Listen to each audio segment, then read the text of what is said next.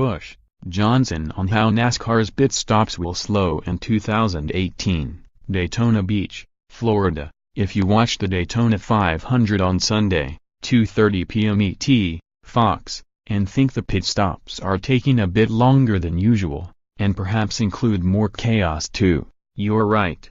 They are slower than past years. Why?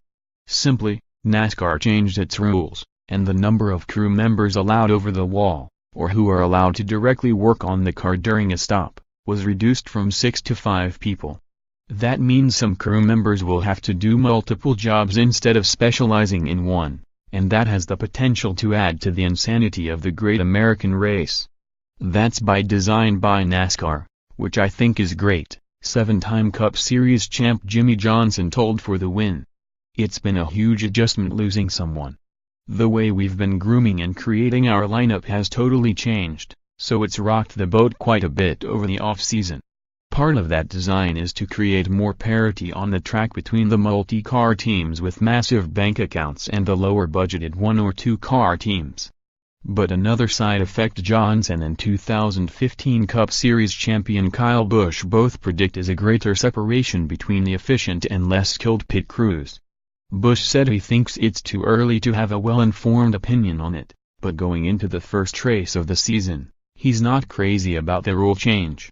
I'm not necessarily a fan of it because I think there's too much for these guys now that they have to do dual roles, Busch said.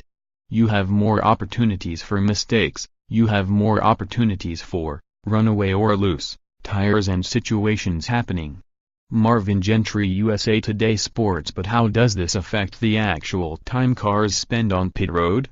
Busch described a perfect pit stop taking between 10 and 11 seconds.